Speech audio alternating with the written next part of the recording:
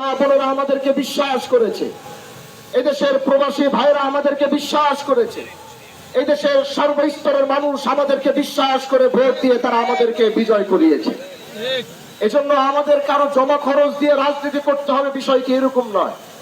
আমি গত কয়েকদিন যাবৎ ভালো মতো খেয়াল করছি যে আমাদের কিছু ভাইরা তারা খুব লেখালেখি করছেন এবং খুব কথা বলছেন।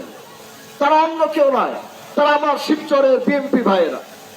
কিন্তু আমি তাদেরকে একটা কথা বলতে চাই, আপনারা কি এটা মনে করছেন না যে আমি হামজালা নির্বাচিত হওয়ার পর আমার একটা নেতৃবৃন্দ কারোর সাথে কোনো খারাপ ব্যবহার করে নাই, আমার একটা নেতৃবৃন্দ কাউকে হুমকি ধামকি দেয় নাই।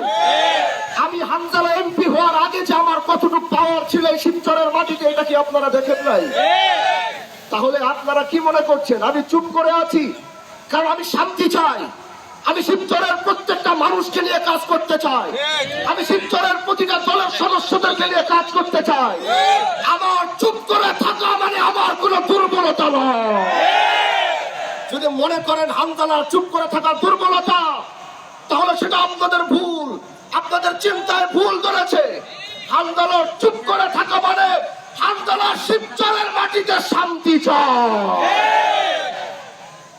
বক্তব্য দিয়েছেন যিনি আমার ক্যান্ডিডেট ছিলেন, তিনি বক্তব্য দিয়েছেন বিএনপি কে খোঁচাখুচি করেন না। আরে আমি হামজালা বিএনপি কে খোঁচাখুচি করলে বিএনপি দেশে থাকতে পারবে না। আপনারা রাজনীতি করেন শিবচর উপজেলা নিয়ে, হামজালা রাজনীতি করে গোটা বাংলাদেশ নিয়ে। আপনারা চিল্লা চিল্লি করবেন গ্রামে খেতে, হামজালা চিল্লা চিল্লি করবে বাংলাদেশের পার্লামেন্টে। তাহলে আমি শান্তি চাই। আমার চুপ করে থাকা মানে বারবার বলছি এটা কোনো দুর্বলতা নয়। আমি নতুনত্বের রাজনীতি চাই, আমি শিবচরে কোনো প্রতিহিংসা আধিপত্যের রাজনীতি আগামীতে দেখতে চাই না। এজন্য বলছি আসুন ভালোবাসা নিয়ে কাজ করি, আসুন কাঁধে কাঁধ মিলিয়ে কাজ করি। আমার জায়গায় যদি আজকে অন্য কেউ হতো তাহলে আপনাদের কাউকে বাড়ি ঘরে থাকতে দিত না।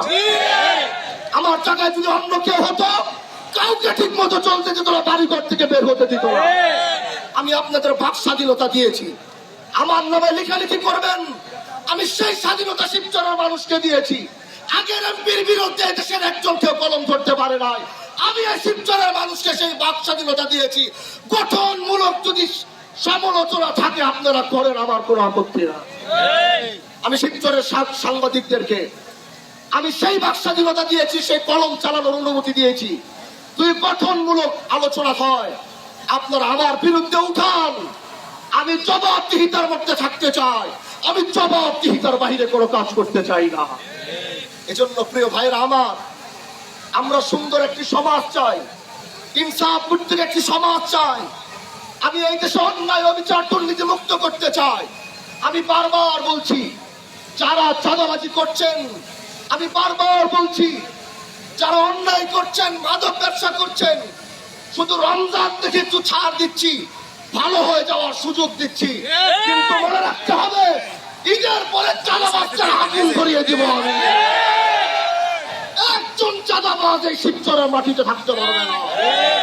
বাস স্ট্যান্ডে নিজে গিয়েছি, বারবার সময় দিচ্ছি, সুযোগ দিচ্ছি। আমি সময় আর সুযোগ দেওয়ার কারণ হচ্ছে আলহামদুলিল্লাহ নির্বাচিত হওয়ার পর এদেশের 50% মাদক ব্যবসায়ী আর চাঁদাবাজি কমে গেছে। হিন্দু ভাইরা আমার কাছে ওই দিন এসে আত্মত্যাগ আর খুশি নিয়ে বলেছে, ভাই স্বাধীনতার পর এত সুন্দর করে আমরা ব্যবসা করতে পারি নাই, আজ আপনি নির্বাচিত হওয়ার পরে মাথা উঁচু করে ব্যবসা বাণিজ্য করছি, চাঁদা চাওয়ার কেউ সাহস পাচ্ছে না। প্রিয় ভাইরা আমার, আমি আপনাদেরকে বলতে চাই মাননীয় প্রধানমন্ত্রী